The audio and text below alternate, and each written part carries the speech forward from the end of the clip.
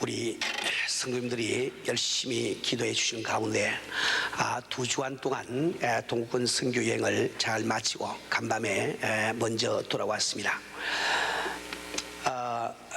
이번 이 선교 여행은 저희들이 동국권에 있는 교계와 교제를 갖는 것이 근본 목적이었습니다. 동국권에도 신교가 있지만은 지금 현재 동국권에 있는 신교는 천주교와 히랍 정교의 영향을 받아서 그들의 신앙은 완전히 생활과 동떨어져 있습니다. 예를 들어서 한 교회 등록 교인이 약 한 5,000명 있다고 하면은 주일날 예배 드리러 오는 교인들은 불과 300~400명에 불과합니다. 더구나 저녁 예배 참석하시는 이런 교인들은 30명, 40명에 불과하게 됩니다. 그렇기 때문에 복음을 진정으로 알지 못하고 하나의 그 습관적인 교회 생활을 하고 있는 것이 현재 동국권 실정입니다.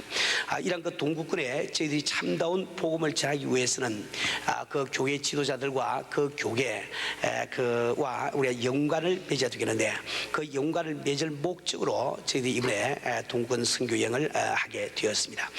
저희들은 그 교제를 같이 한다는 이것보다 이상의 그런 성과는 전혀 기대하지 아니하고 저희들 떠났습니다. 그러나 이번 선교 여행도 우리 스님께서 참 예비하시고 역사해 주셔서 우리가 상상하고 기대하던 것보다도 몇 배의 수확을 걷고 돌아와서 여러분들께 기쁜 보고할 수 있는 것을 얼마나 감사한지 이루 말할 수가 없습니다. 지난 10월 17일 성가대원 27명을 포함한 32명의 동권 선교단이 LA를 출발해서 체코슬로바키아의 브라티슬라바 또 코마르노 두 도시, 헝가리의 부다페스트와 케스케메트, 유고슬라비아의 페게티스라는 도시와 노바사드 등 6곳에서 우리가 공연 집회를 마치고, 또 유고슬라비아의 제일 큰 도시라고 하는 자그레브에서 저희들이 도방전도도 하며 선교 여행을 마무리를 지었습니다. 저희들이 처음 들린 곳은 브라티슬라바에 있는 그 브라티슬라바 개혁교회였는데, 그 교회는 건물도 그렇게 크지 아니하고 또 등록 교인이 약 한 1,500명 되는데 출석 교회는 한 100명, 150명 이래 된다고 이야기를 했습니다. 이 교회는 그 슬로바키아, 체코슬로바키아는 원래 체코와 슬로바키아 두 공화국으로 되어 있는데, 그 슬로바키아의 총회장이 직접 심호하시는 이런 교회였습니다. 그러나 직접 우리가 그 공연에 들어가려고 할 때 약 한 400~500명의 교인들이 참석해서 그들은 우리가 부른 찬양의 가사도 알지 못하고 우리가 부르는 곡조가 자기들의 찬송가와는 너무나 다릅니다. 그런데도 불구하고 끝까지 참 경청을 하면서 또 성가 사이사이에 전하는 그 메시지를 듣고 많은 그 이 변화를 받는 것을 보았습니다. 집회가 끝났을 때 그 모든 사람들이 나가면서 저희들 성가 대원들 한 사람 한 사람을 붙들고 자기들 특유의 인사를 합니다. 그곳은 뺨을 이렇게 이쪽에 한번 대고 이쪽에 한번 갖다 대는 것이 아마 인사 같아요. 그래서 다 끌어안고 뺨을 이렇게 갖다 대는데, 어디 그 남자들이 막 뺨을 갖다가 너무 이렇게 감격해서 뺨을 한번 확 이렇게 부비고는 갖다 붙이니까 우리 자매님들이 다 이게 여기가 아주 막 이렇게 너무 이렇게 얼얼해가지고 아주 사랑은 따끔한 것, 이런 조까지 생겨났습니다. 이렇게 참 그 변화받는 모습을 보고 얼마나 감사한지 몰라요. 그 동권 사람들이 이렇게 모였을 때 첫 인상은 말 없는 동상 같습니다. 전혀 자기들의 감정을 표현하지 않은 이런 사람들인데, 그 공연이 다 끝났을 때 참 이렇게 그 이 변화를 받고 그렇게 기뻐하면서 참 이렇게 인상을 볼 때 얼마나 감사한지 이루 말할 수가 없습니다. 그 다음부터 있는 모든 집회에서는 적게 보이면 한 700~800명, 많이 보이면 1,000명 이상 되는 이런 그 교인들이 모여서 함께 은혜를 받는 귀한 시간을 가지게 되었습니다. 어떤 곳에서는 그 교회 목사님께서 저녁에 얼마만큼 많은 교인들을 이렇게 예상하느냐 이렇게 물었더니 약 한 100명 정도를 예상한다고 이야기를 해요.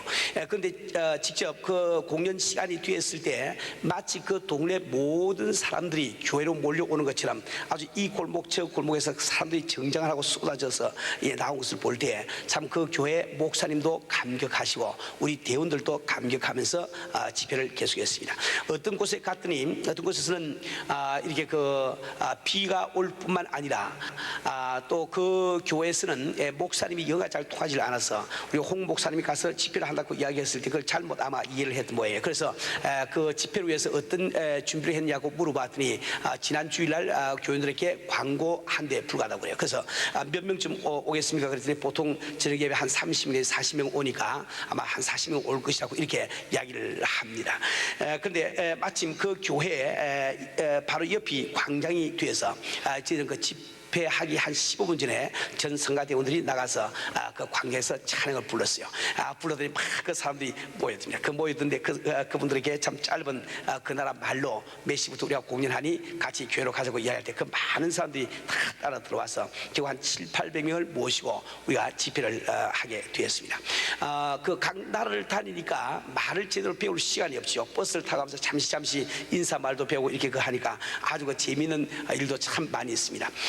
한가리에 갔더니 인사하는 말이 요나보트예요. 요나보트. 그래서 우리가 다 기억하기로 요나하고 요나가 보트를 타고 간 데서 요나보트 이렇게 기억을 했단 말이에요. 그런데 그 한가리에 어떤 교회를 갔더니 공연 끝날 때 그 교회 성가대원들하고 다 합쳐가지고 할렐루야를 한번 부르자고 그래요. 그 얼마나 참 기쁘게 그래 하자고. 그래서 공연 다 끝날 무렵에 그 교회 성가대원 앞으로 나오라고 그러니까 다 그 성가대원 나왔습니다. 나왔는데 우리 윤민재 장로님 앞에서 이제 인사를 해야 되는데 그걸 원주민 말로 인사를 하는데 그만 요나 보트를 깜빡 잊어버렸어요. 그래서 한다는 소리가 노아 보트가 했다. 그래서 아주 우리가 노아 보트라는 아주 새로운 단어까지 만들어주고 왔습니다. 그 성가를 부르는 그 사이사이에 복음을 이제 잠시 전하는데 그들에게 그 전하는 복음은 아주 우리 기독교의 아주 근본적인 하나의 교리지요. 참 그들에게 이 중간에 틈이 날 때마다 우리가 예수 믿는 목적은 영생을 받는 것이며 영생을 받아야 되는 이 생을 살아가면서 왜 인간은 영생을 받아야 되며 또 영생을 받는 방법은 예수를 믿는 것밖에 없다. 또 예수를 믿는다고 하는 것은 주일날 그저 습관적으로 교회 나오는 것이 예수 믿는 것이 아니고 바로 하나님 앞에 먼저 죄인됨을 인정하고 고백하고 또 2000년 전에 이 땅에 오신 예수님이 나를 만나러 오신 하나님이심을 내가 진실되게 믿고 그 예수님이 십자가를 지신 것은 나의 죽음을 대신 죽어주신 것을 내가 믿고 부활에 계신 예수님을 나의 구주로 영접해야 된다. 이렇게 참 그 복음을 전하고 저는 그렇게 눈을 감게 하고 정말 이 시간에 예수님을 내 구주로 참되게 영접하기를 원하시는 분 한번 일어서라고 이야기를 했습니다. 아마 우리 모든 대원들이 생각하기를 그렇게 표정 없는 사람들, 참 감정의 이 감정을 표현하지 못하는 이 사람들이 거의 하루도 일어나지 않으리라고 생각을 했는데 아주 그분들이 웬만한 곳에 다 4분의 3 이상이 다 일어나서 예수를 영접하고 기뻐하는 걸 볼 때 얼마나 감사한지 이루 말할 수가 없습니다. 참으로 인상적이었던 것은 그 한가리에서 케스케메트라고 하는 그 도시에서 드렸던 주일 대배의 시간입니다.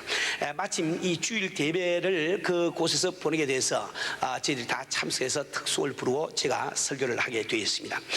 그 교회 그 목사님 말씀을 들으니까 보통 주일날 출석 교인이 한 400명 정도 이렇게 모인다고 그래요. 물론 그 교회의 그 등록 교인 수는 한 5,000명 됩니다. 그런데 그 간밤에 저희들이 그 공연 집회를 했기 때문에 그런지 그날따라 한 1,000명 넘는 이런 그 교인들이 아래 위층에 꽉 차게 이렇게 모였습니다.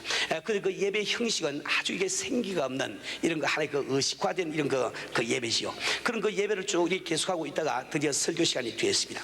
근데 그곳은 교회 구조 자체도 다 천주교의 그 영향을 받아가지고 설교하는 그 설교대가 저기 벽에 붙어가지고 저기 한 30m 저 꼭대기 저까지 올라가서 그쪽에 이렇게 그 농구 공 집어넣는 거 이렇게 돼 있어. 그 위에 딱 올라가서 복음을 전하게 돼 있거든요. 그래서 아주 이렇게 기어 올라가다시피 사다리 가다 뭡니까 그 가파른 계단을 올라가서 내려다보고 설교를 하는데 바로 요 밑에 있는 교인들은 아주 고개를 이렇게 해가지고 이제 바라봐야 저걸 이제 볼 수가 있죠.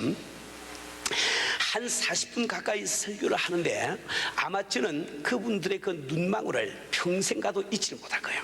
아주 그 1,000명이 넘는 그 교인들이 한 사람 빠짐없이 정말 눈 한 번 깜빡이지 아니고 끝까지 그 말씀을 다 이렇게 경청하고 듣습니다. 그들에게 참 이렇게 예수를 믿는 것이 무엇인지를 참 증거를 하고 이제 그들에게도 정말 이제 습관적으로 교회 나오는 이 생활을 버리고 예수를 내 구주로 진정으로 영접을 해야 된다. 영생만은 반드시 받아야 됩니다. 그래서 오늘 이 예수 그리스도를 내 구주로 영접하실 분은 다 일었어요. 이렇게 할 때 거의 한 사람 빠짐없이 다 일어나서 결심 기도를 한 것을 보고 얼마나 감사인지 이루 말할 수가 없어요. 저희 그 예배가 다 끝나고 나올 때 많은 사람들이 다가와서 우리 성가대원들 다 끌어안고 막 인사를 하고 기뻐하면서 저한테 그런 이야기를 합니다.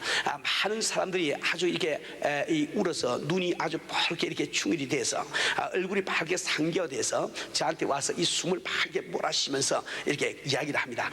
정말 이제 내가 예수 믿는 것이 무엇인지 알았습니다. 요 마음속에 예수님이 들어와 계시다고 자기 가슴을 막 이렇게 하면서 그렇게 기뻐가지고 이야기를 들을 때 얼마나 참 감사한지 이루 말할 수 없어요.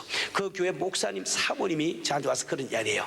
나 참 여태까지 학생들을 가르치면서 이 예수 믿는 데 대해서 설명을 못해서 아주 내가 쩔쩔매는데 오늘 아주 설교를 딱 듣고 내가 그걸 딱 이제 깨달아서 얼마나 기쁜지 모른다고 그런 말씀도 한 걸 들었어요.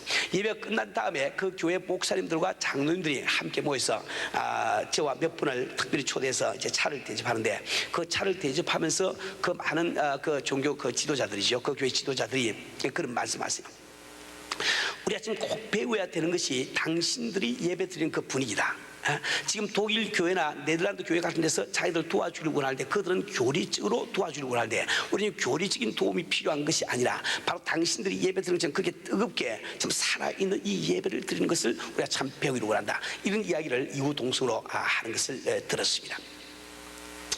우리는 틈만 있으면 거리에 나가서 찬양을 부르며 노방전도를 힘썼습니다. 처음에 우리가 이 노방전도를 시작할 때는 도대체 이 거리에 있는 사람들이 어떤 반응을 보일 것인지 전혀 이 상상이 되지 않아서 저도 굉장히 이게 궁금한 그런 마음을 가지고 나가서 노방전도를 시작했죠. 우리가 조금 전에 부른 그 왕이신 나의 하나님 내가 주를 섬기고 영원히 주 이름을 송축하랴 그 찬송부터 시작해서 저희들이 율동하면서 그냥 우리끼리 그 찬송을 부르고 있으면 아주 사람들이 구름대같이 그렇게 모여들어서 정말 우리가 한참 찬송을 부르면서 사람을 모은 다음에 그 몇 사람이 계속 찬송을 부르면서 나머지 사람들이 다 가서 이제 전도지를 이게 전해주고 하면은 그 사람이 얼마나 진지하게 정중하게 그 전도지를 받고 아주 소중하게 읽어보고 또 간직할지 모릅니다. 얼마 지나면은 자기들이 스스로 다 걸어와서 전도지 달라고 다 이렇게 그 요구를 하고 이게 그걸 하게 됩니다. 저희들 이게 참 이 노방 전도를 하면서 끝날 무렵에 가리 쏘고 좋으신 하나님 또 이렇게 그 뭡니까 예수 사랑하심을 거룩하신 말씀 이런 것 찬송을 우리가 부르면서 그분들은 말을 이제 못 알아들으니까 저희들이 율동을 하면서 그 찬송을 불러준다 말이지. 그러니까 참 율동을 하면서 예수님이 당신을 사랑하십니다 이렇게 그 찬양을 불러주면은 그 많은 사람들이 그 서가지고 들으면서 눈물을 그렇게 흘립니다. 눈물을 흘리고 아주 제가 이렇게 찬송을 부르면서 다가가서 그 사람들 꼭 이렇게 껴 안아주면은 얼마나 그렇게 감격해하고 좋아하고 그렇게 참 예수님을 영접하고 그런지 이루 말할 수가 없습니다. 그 노방전도 가운데 제일 그 인상적이었던 것은 저희 유고슬라비아에 들어갔을 때 그 어떤 그 시골에 가서 그 교회에서 이제 그 공연을 하기로 했는데 저희들이 그래가 이제 이 청중을 이제 끄는 거지요. 그렇게 하기 위해서 밖에 나가서 제 찬양을 부르면서 노방전도를 시작했습니다. 조금 있으니 그 교회 목사님이 파랗게 질려가지고 달려왔어요. 달려와서 여기서는 이렇게 하면 큰일 난다는 거예요. 교회 안에서는 할 수 있는데 길거리에서 그 찬양을 못 부른다는 겁니다. 그래서 이제 우리가 중단하고 들어와서 그날 참 이게 많은 그 사람들 와서 이렇게 공연 참 잘했는데. 저희 그 유고슬라비아에서 제일 큰 도시인 그 자가레브라는 곳까지 우리가 내려가서 거기서 이제 노방전도를 하게 됐습니다. 그때 우리 이제 생각은 이게 불법화되어 있지만은 여하튼 하다가 쫓겨나면 쫓겨나리라 생각하고 그 광장에 가서 이제 보니까 거기 사는 사람들은 많이 이렇게 좀 이 서구화가 좀 많이 돼 있어요. 돼 있는데 그분들 틈 사이에서 저희들이 왕이신 나의 하나님 이 찬송을 부르기 시작하니까 금방 사람들이 그 구름대같이 그렇게 모여들고 그분들이 그 찬양을 들으면서 그 말도 잘 통하지 않는데 우리 짧은 말로 그 안녕하십니까 예수 믿으세요 예수님은 당신을 사랑하십니다 요 정도밖에 우리 이야기를 못하지요. 그 이야기만 계속 해주고 있는데도 그분들이 그렇게 눈물을 흘리면서 참 좋아하는 것을 보았습니다. 어떤 사람들은 그런 이야기를 해요. 옛날에 자기가 기억하기로 약 40년 전에 한번 천교에 전도한 적이 있고 그 다음에는 우리 도시에는 이런 일이 지금 첫 번째 일어난 일이라고 이렇게 이야기하면서 감격스러워하는 이런 사람들도 보았습니다. 그곳에서 우리를 맞이해주는 그 모든 동부 사람들이 너무나 참 사랑으로 우리를 대하고 진심으로 대하고 신경을 써주어서 정말 우리는 이번 2주 동안을 전혀 고생하지 않고 마치 구름 위를 떠다니는 것처럼 그런 그 마음으로 아주 이렇게 그 선교 여행을 마치고 제가 먼저 간밤에 돌아오게 되었습니다. 제가 가장 그 인상적이었던 것은 그 슬로바키아의 그 고마르노라는 곳에 갔을 때 마침 저희들이 그곳에 있는 어떤 그 수양관에 투숙을 하게 되었습니다. 오후 한 2시경에 도착을 해서 이제 늦게 점심을 먹고 이제 나왔어요. 이제 점심 먹고 나와서 잠시 쉬고 나가서 이제 공연장을 가서 공연장 준비를 하고 이제 그 공연을 우리 들어가야 되기 때문에 쉬는 시간이 별로 많이 없었죠. 점심을 먹고 제가 나오니까 고등학교 학생들이 그 수양관에 온 학생들 한 20명이 둘러앉아서 기타를 이렇게 치면서 간단한 그 노래를 부르고 있습니다. 그래서 제가 이제 그 사이에 파고 들어가서 가서 자기들 노래 부를 때 같이 고개로 박자를 맞춰주고 손뼉을 치면서 이렇게 박자를 이렇게 맞춰줬더니 그 학생들이 너무너무 그게 좋아해요. 그래서 아주 의자를 가져와서 나보고 앉으라고 말은 안 통하지만은 막 그렇게 이야기를 합니다. 그래서 다 버스를 타고 이제 가려고 하는 성가대원들에게 다시 또 다 내리라고 그래가지고 이제 다 오라고 그랬죠. 그랬더니 좀 투들투들하는 또 대원들도 있고 여하튼간에 다 나왔습니다. 그 대원들이 다 나오니까 그 학생들이 가서 의자를 끌고 와서는 다 이렇게 앉을 자리를 마련해 줍니다. 그들이 참 이 노래를 우리가 들어주고 간단한 이 찬송가를 그들에게 가르치니까 한 사람 빠짐없이 그대로 아주 기쁨으로 그게 따라합니다. 그들 그 표정은 우리 미국에서 보는 학생들, 한국에서 보는 학생들하고 전혀 달라요. 여기는 우리 학생들은 어른들이 뭘 좀 하자 그러면 자꾸 이렇게 사용하지 않습니까? 걔는 그게 전혀 없어요. 아주 딱 보기에 그냥 천사들을 보는 것처럼 그렇게 순수하게 그렇게 대합니다. 참 그들에게 이제 참 이 통역 하신 분을 통해 가지고 복음을 잠시 증거하고 예수님 믿으라고 할 때 그들 다 이렇게 참 이렇게 예수님 믿겠다고 이야기를 하고 그날 저녁에 저희들이 공연하는 이야기를 하니까 선생님에게 여쭈어봐 선생님만 허락하시면 다 오겠다는 거예요. 그래서 이제 공연 장소에 갔더니 한 40명이 와가지고 그 우리 성가대 바로 뒤에 앉았는데 제가 그저 같이 우리 사랑해야 되니까 서로 한번 인사하세요. 서로 다 허경하세요 이렇게 시키니까 걔들이 너무너무 좋아가지고 그렇게 막 이렇게 뛰면서 이렇게 참 인사하고 이런 걸 보았습니다. 그 다음날 아침에 새벽같이 우리가 떠나려고 하는데 버스가 막 떠나려고 하는데 저서 막 학생들이 뛰어와요. 그 새벽인데 그걸 보았더니 어디서 왔던 그놈들이야. 아이들이 한 4, 50명이 우리가 떠나기 전에 우리에게 노래를 들려주려고 기타를 짊어지고 그 다음에 그 장미꽃 한 송이를 들고 애들이 막 이렇게 오는 겁니다. 우리가 너무 감격해가지고 참 이렇게 떠나려고 하는 시간을 한 40분간 지치라면서 내려가지고 그들과 함께 또 이렇게 자기들 노래도 들어주고 우리가 같이 또 노래를 배워줘서 또 같이 부르기도 하고 그렇게 하고 참 마지막으로 그들에게 예수 잘 믿라고 그 당부를 할 때 그 학생들이 아무 그 끄이김이 없이 그 우리 성가대원들 한 사람 그 품에 안겨가지고 그냥 우는 거예요. 그 어떻게 그렇게 했다는지 지금 도무지 상상을 할 수가 없습니다. 아주 그렇게 천사처럼 그렇게 마음이 막다 말입니다. 저희들이 그 참 버스를 타고 떠날 때 그 많은 학생들이 막 버스를 따라오면서 그 우리 안 볼 때까지 막 그 손을 흔들고 있던 이 그 모습은 아마 이번에 같이 함기간 간 선교 대원이면 아무도 평생 동안 아마 잊지를 못할 거예요. 저는 그 학생들을 보면서 상당히 유혹을 많이 받았습니다. 야 이거 은혜교회만 아니면 여기만 주저 앉아서 얘들 데리고 그냥 복음 전했으면 생각이 얼마나 많이 나는지 이루 말할 수가 없습니다. 참 이처럼 정말 우리가 생각지도 아니하는 이런 많은 그 성과를 겪고 우리가 돌아오게 되었습니다. 정말 모든 하나님의 은혜인 줄 알고 주 앞에 감사와 존경과 영광을 돌립니다. 우리는 앞으로 이 동구권에도 이 선교 계획을 세우고 동구권도 직접 우리가 뛰어들어서 선교를 할 예정을 하고 있습니다. 우리 사는 우리 성도 여러분, 저는 이따금 다른 목사님들에게 소개받을 때 그런 소개를 잘 받습니다. 여기 지금 선교에 미친 목사님이 있다고 말해요. 나를 소개할 때 이 선교에 미친 목사라 이런 이야기를 하는데 우리 교회는 바로 선교에 미친 교회라고 할 수가 있습니다. 우리는 왜 선교해야 되느냐? 그 선교해야 되는 여러 가지 이유를 이번 설교 시간을 통해서 들어왔지만 오늘은 한 가지를 강조해서 이렇게 다시 한번 설명을 드리기를 원합니다. 우리 성도님들, 우리는 이 기독교 신앙이라는 것은 예수님을 향한 하나님을 향한 인격적인 사랑이 그 바탕이 되어야 됨을 우리는 배워왔습니다. 우리가 아무리 많은 기도를 하고, 우리가 아무리 많은 전도를 하고, 아무리 많은 우리가 헌금을 하고, 아무리 많은 은사를 받는다 할지라도 내가 그 주님을 향한, 하나님을 향한 인격적인 사랑이 내 마음속에 없으면 이 기독교 신앙은 아무것도 아님을 고린도전서 13장에서 말씀하고 있는 것을 잘 알고 있습니다. 그렇기 때문에 우리 올바른 성도들은 내가 먼저 주님을 사랑하는 그 마음이 우리 마음속에 있지 않으면 안 돼요. 모두 우리 신앙생활을 하는 그 신앙 활동의 동기가 하나님을 향한 인격적인 그 사랑이 기초가 되지 않으면 아무 소용이 없다 이 말입니다. 근데 우리가 누구를 사랑한다고 할 때는 반드시 그 사랑하는 사람의 심정을 알아서 그 심정을 이루어 드리려고 하는 열망이 우리 마음속에 생기게 되어 있습니다. 내가 누구를 사랑한다고 하면서도 그 사람의 심정이 깨달아지지 않아. 그 심정이 깨달아져도 그것을 이루어 드리기 위한 열망이 내 마음속에 없으면 내가 사랑한다고 하는 그 말은 거짓말이 되어버리고 마는 거예요. 우리는 반드시 그 누구를 사랑하게 되면 그분의 심정을 알고 그 심정을 이루어 드리려고 하는 열망이 생김을 우리가 다 알고 있습니다. 그런데 우리가 정말 이 주님을 사랑한다고 할 때도 주님의 심정을 알고 그 심정을 우리가 이루어 드리려는 그 열망이 우리 신앙생활 속에 없으면 그것은 참다운 신앙생활이라고 말할 수가 없는 겁니다. 그런데 성경 66권을 통해서 하나님이 우리에게 계시해 주시는, 보여주시는 그분의 가장 안타까운 심정은 무엇인고, 그것은 바로 악인들이 죄 가운데서 멸망하는 것을 원하지 아니하시는 거예요. 우리 하나님께서 우리 인간이 멸망하는 것을 얼마나 원치 아니하신 거 아니까.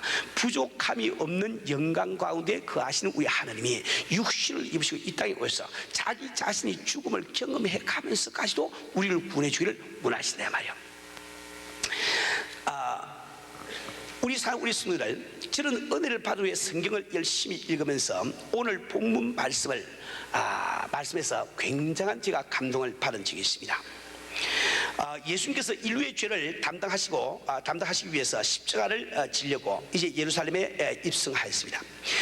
주님이 아무리 십자가를 지신다 하더라도 사람들이 이를 깨닫고 믿지 아니하면 아무 소용이 없지요. 그런데 믿음을 갖지 못하는 예루살렘 사람들, 그들이 멸망할 것이 안타까워서 주님께서 친히 눈물을 흘리고 있는 장면이 바로 오늘 본문 말씀입니다. 우리가 기억해야 되는 것은 우리 주님께서 눈물을 흘리시다는 그 뜻은, 우리 주님의 뺨에 눈물이 흐른다는 그 뜻은 하나님의 뺨에 눈물이 흐른다는 뜻과 똑같은 거예요. 우리 하나님께서는 바로 우리 한 사람 한 사람이 복음을 알지 못해서 멸망해 가는 것을 보시면서 그토록 안타까워하고 계신 분이 바로 하나님이세요. 그런데 여기 참 이상한 일이 한 가지가 있습니다. 그것은 무엇인가 하니까, 하나님은 바로 전능하신 하나님이신데 그분께서 눈물을 흘리시기까지 안타까워하시면 전능하신 능력으로 세계를 복음화시켜 버리면 되겠는데 왜 2000년이라는 교회사가 지난 동안에 이 세계는 복음화되고 있지 않은가? 그 이유를 여러분들이 참 잘 아셔야 되는 거예요. 그 이유는 꼭 한 가지밖에 없습니다. 우리 주님께서는, 우리 하나님께서는 먼저 믿는 우리를 사랑하셔서 그 귀중한 영혼을 구원하는 그 상급을 우리가 받기를 원한 거예요. 우리가 그 상급을 받기를 원하시기 때문에 하나님이 지금 손발이 묶여있는 이런 입장이 되어 있다는 것을 우리가 잘 아셔야 됩니다. 우리 꼭 기억해야 되는 것은 우리 주님이 십자가를 지시고 십자가를 벗지를 못했습니다. 여러분, 무엇이 우리 예수님을 십자가에 매달아 두겠습니까? 로마 병정이 참 박은 몇 개의 못이 전능하신 하나님이신 우리 예수님을 십자가에 매달아 둘 수가 있겠냐 말이요. 결코 그럴 수는 없는 것이요. 그러나 우리 예수님은 끝까지 십자가를 벗지 못하지 않았습니까? 무엇이 우리 주님을 십자가에 매달아 두었을까요? 바로 당신과 나를 사랑하시는 하나님의 사랑이 그분을 십자가에 묶어 두시기 때문에 그분은 십자가를 벗고 내려오지 못했던 거예요. 우리를 향하신 사랑이 그분을 십자가에 묶어 둔 것처럼 오늘도 바로 먼저 믿는 우리 자녀된 우리를 사랑하시는 하나님의 사랑이 그분의 손발을 묶고 계시기 때문에 그분은 눈물을 흘리시기까지 안타까워하시면서도 이 복음에는 직접 손을 댈 수가 없는 거예요. 우리 자신이 일을 하지 않으면 주님은 어떻게 할 수는 이런 입장이 되어 있는 겁니다. 우리 사는 우리 성도들, 우리는 성경을 가지고 한번 상고를 해보시기 바랍니다. 우리가 잘 아는 대로 이 사도행전 8장에 보면은 빌립 집사 이야기가 나와 있죠. 빌립 집사가 사마리아 성에서 복음을 전하고 있는데 주의 사자가 나타나서 가서로 가는 길로 내려가라고 이야기합니다. 그 말씀에 순종해서 가서로 가는 길로 내려갔더니 그게 어떤 그 에티오피아 환관이 예루살렘에서 예배를 보고 지금 돌아가고 있습니다. 그 환관은 지금 그 에티오피아 여왕의 국고를 맡아 있는 재무장관, 아주 권세가 많은 그런 환관입니다. 근데 그 환관을 그 보는 순간에 성령께서 빌립 집사에게 일러 가라사대 그 병거로 다가가라고 말씀하십니다. 그 말씀에 순종해서 빌립이 그 병거에 다가갔을 때 그 환관이 이사야서 53장을 읽고 있는 것을 발견합니다. 그래서 그 환관이 빌립 집사가 그 환관에게 물어보기를 내가 읽는 것을 깨닫느냐 이렇게 물어보니까 그때 환관이 한 답변이 있습니다. 내게 일러주는 사람이 없으니 내가 어찌 깨달을 수 있으려. 그래서 빌립 집사를 청해서 병거에 올라타게 합니다. 그리고 그 빌립 집사가 거기부터 시작해서 예수에 대한 이야기를 하고 복음에 대한 이야기를 할 때 이 환관이 그 자리에서 예수 믿기로 작정하고 세례받는 장면이 나온다 이 말입니다. 사랑하는 우리 성도님들, 성령님께서 빌립 집사에게 그 병거로 다가가라고 말씀을 하실 수 있다고 하면 그 성령님은 환관에게도 복음을 전할 수 있는 거예요. 근데 왜 복음만은 우리 성령님이 직접 전하지 아니하시고 그 사마리아에서 일하고 있는 인간 빌립을 데려다가 그 입을 통해서 지금 복음을 전하게 하고 있는지 그 뜻을 여러분 참 잘 아시는 거예요. 우리 사도행전 9장에 보면은 사도 바울이 회심하는 이야기가 나와 있습니다. 이 사도 바울은 사도가 되기 전에 주님을 만나기 전까지는 사울이라고 불렀습니다. 그는 예수 믿는 사람들을 핍박하여 스티반 집사를 돌로 쳐 죽일 때에 가표를 던진 사람이요, 돌로 쳐 죽이는 사람들의 그 겉옷을 맡아서 보관해 준 이런 사람입니다. 그는 예수 믿는 사람들을 핍박하기 위해서 잡아서 예루살렘으로 데려오기 위해서 공문서 이 체포 영장을 가지고 지금 다메섹 성으로 가고 있단 말이에요. 그 다메섹 성에 딱 갈 무렵에 예수님이 친히 공중에 나타났습니다. 그 영광의 빛에 참 너무 놀래가지고 땅바닥에 쓰러지고 말았습니다. 그때 음성이 들려오기를 사울아 사울아 어찌하여 내가 나를 핍박하느냐, 음성이 들려온다 이 말이에요. 그 사울이 너무 놀라서 주여 니시오니까 참 반문할 때 우리 지금 답변하시기를 나는 내가 핍박하는 예수라. 이제 다메섹 성에 들어가면은 내게 할 일을 일러줄 리가 있으라 말씀합니다. 그 사도 바울은 눈이 먼 채로 다메섹으로 들어가서 사흘 동안을 식음을 전폐하고 있습니다. 그때 그 성에 살고 있는 이름 없는 아나니아라고 하는 무명의 성도에게 우리 예수님이 친히 나타나서 내가 직가라는 곳에 가서 그 다섯 사람 사울을 만나서 그에게 복음을 전하고 안수해서 눈을 보게 하라고 말씀을 합니다. 그 아나니아가 주의 말씀에 순종해서 가서 복음을 전하고 안수할 때 그 사도 바울 눈에서 비누가시 떨어지고 다시 보게 되면서 성령 충만함을 받는다 이 말입니다. 사랑 우리 성도들, 예수님이 친히 공중에 나타나서 사울아 사울아 내가 어찌하여 나를 핍박하느냐, 나는 내가 핍박하는 예수라.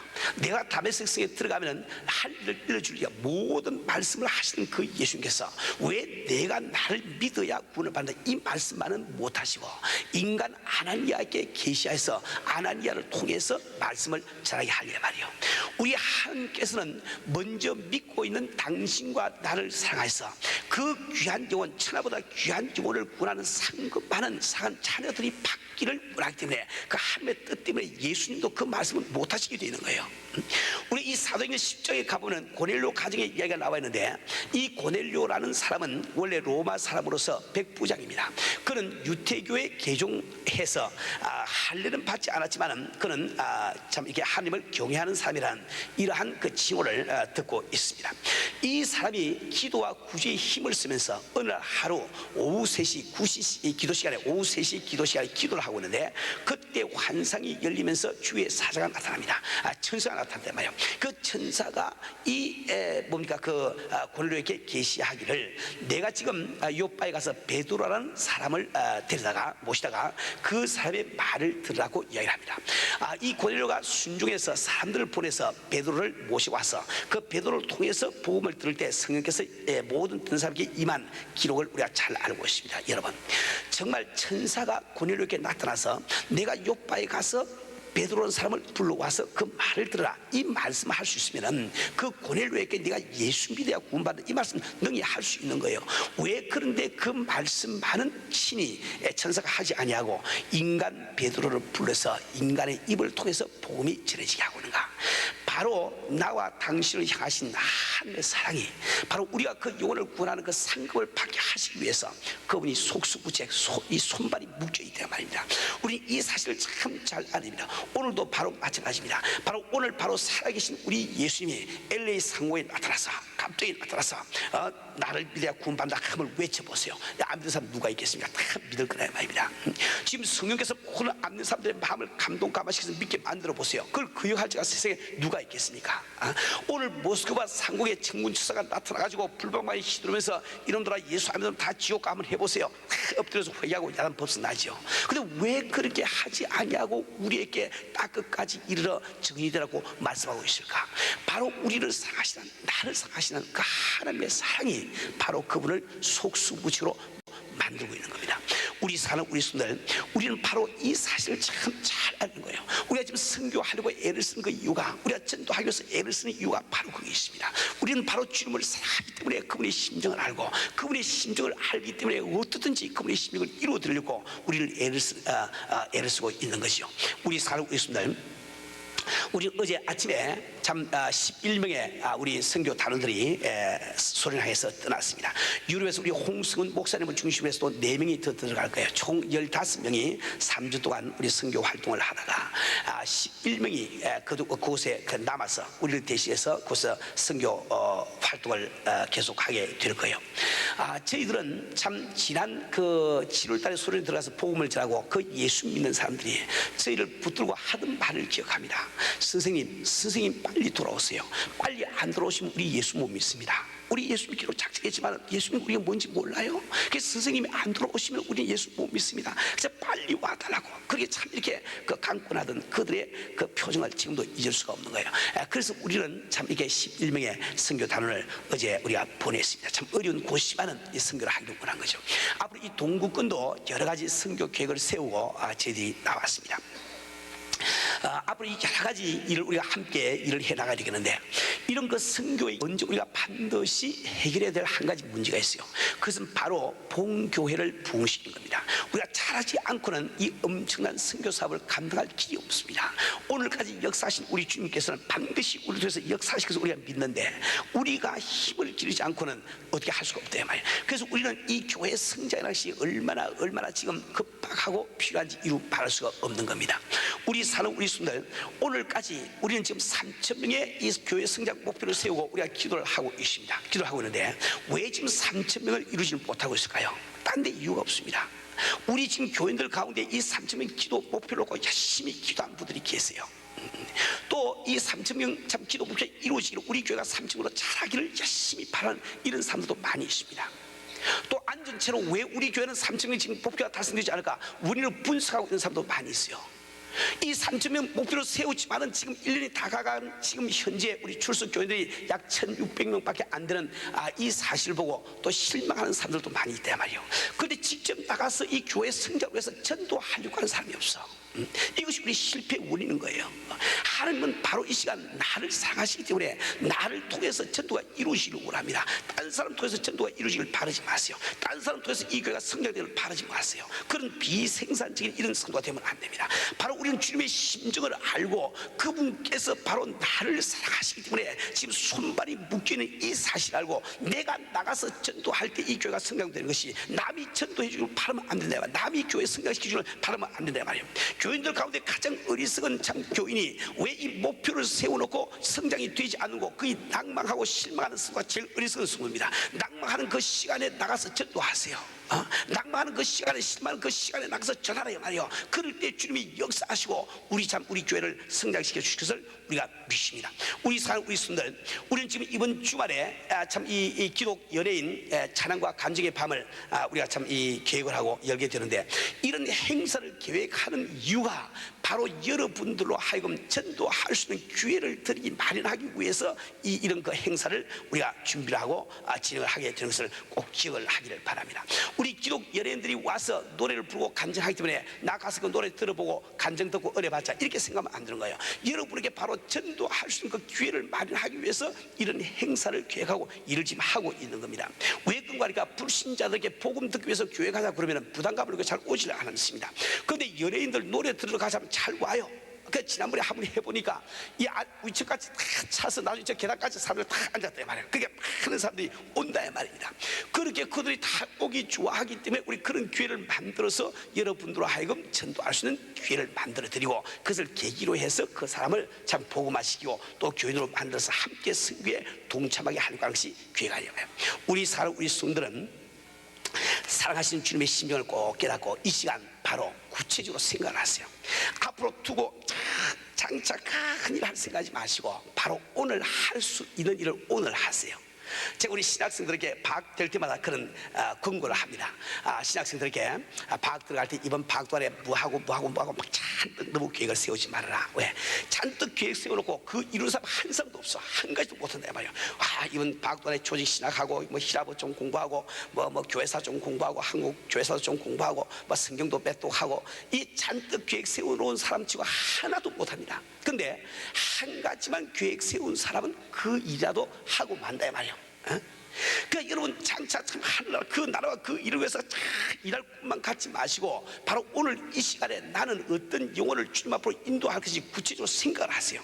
그렇게 할 때 여러분이 바로 상급받는 그런 순간가 되며 사랑하는 주님의 심령을 이루어드리는 그런 순간가 될 수 있단 말이에요. 바로 오늘 이 시간에 여러분들은 나는 어느 사람을 바로 이 찬양과 간정 시간에 인도를 해올 것이며, 인도해 올 때 끝나는 것이 아니라 어떻게 하면 그 사람을 복음화시켜서 예수를 믿고 구원을 시켜서 내 주님을 기쁘시게 할 것인지 꼭 생각을 하기 바랍니다. 여러분들 앞으로 반드시 여러분들이 한 분 한 분이 연말까지 한 사람만 전도해서 오시게 되면 우리 교회는 3,000명이 되고도 넘는다 이 말입니다.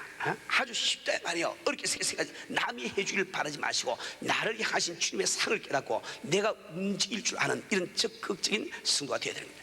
여러분들 앞으로 이 전도 활동을 하기 위해서 꼭 필요한 4가지를 제가 말씀을 드릴 테니까 잘 기억을 하시고 전도에 힘을 써 주시길 바랍니다.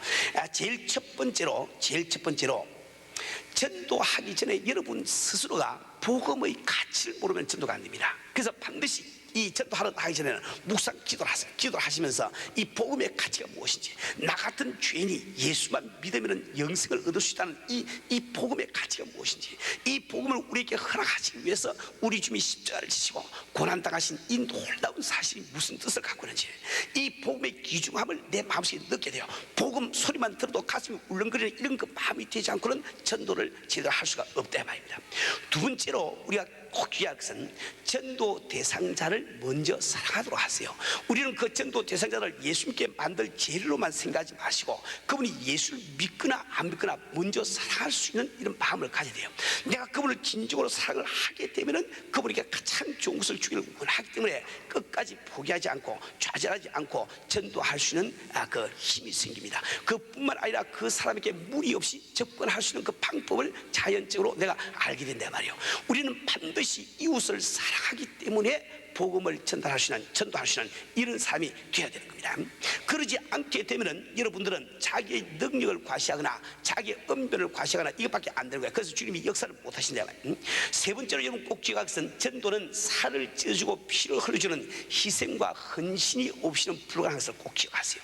이 전도라는 것은 놀면서 하는 것이 아닙니다. 우리 주님이 우리를 구원하시기 위해서 살을 찢어주고 피를 흘려주신 같이 우리도 사랑하는 주님의 심정을 깨닫고 그 영혼을 구원하려고 할 때 살을 찢어주고 피를 흘려주는 이 희생을 각오하지 않고는 전도가 이루지 않아요 말이에요. 우리는 정말 이 귀한 일을 위해서 내 살을 찢어주고 피를 흘려줄 수만 있다고 하면 그것이 내게 얼마나 축복된 일인지 기억을 하시고 반드시 온전한 헌신을 먼저 하기를 바랍니다. 이제 마지막으로 필요한 것은 내가 전도할 때 실제로 전도하시는 분은 성령님이신 것을 꼭 기억을 하세요. 내 힘으로 전도하는 건 아닙니다. 내가 진심으로 전도하려고 할 때 성령께서 역사하심을 믿어야 된다. 우리 교회에서 참 대학생 수련회를 할 때 우리 대학생들이 참 7월 4일날 스트리트 피플 이 미국 거지들한테 가서 복음 전할 때 그 많은 역사가 일어나서 우리가 다 알고 있죠. 알고 있는데 저희 5박 6일 동안 학생들과 함께 캠핑을 하면서 그렇게 전도 방법을 하나 가르치지 않습니다. 내가 그렇게 가르치는 것은 단지 한 가지, 너희들은 가서 그 사람들을 만나면은 주님이 예수님이 당신을 사랑하시고 나도 당신을 사랑합니다. 그까지만 이야기해라. 그 다음은 성령께서 하실 테니까 그까지만 믿음으로 하고 그 다음은 성령께서 시키는 대로만 하면 돼. 요거만 딱 가르치고 내보낸다 말이에요. 그리고 그 아이들이 얼마나 줄줄이 그냥 말을 말을 잘하냐 말이에요. 그 가서 보시면 다 안다 말이에요. 얼마나 열심히 기도하며 열매를 많이 맺습니까? 전도는 내가 하는 것이 아니라 내가 하려고 할 때 실제로 성령님이 해주신 것을 꼭 믿으시고, 전도할 때는 하기 전에도 성령의 능력을 의존하시고, 하는 동안에도 성령의 능력을 의존하세요. 저분이 아무리 저렇게 해도 성령님이 역사하시면 지가 어떻게 할 거야? 배짱을 다 가지시고 그렇게 믿음으로 해보시면 반드시 성령께서 참 열매를 맺으시는 것을 경험을 하게 될 겁니다. 우리 성도들, 오늘은 우리 한 사람 한 사람이 사랑하시는 내 주님의 심정을 깊이 이해하시고, 정말 이 전도와 선교를 위해서 나는 과연 무엇을 할 것인지 한번 깊이 생각하시는 귀한 시간 되기를 주님으로 축원합니다.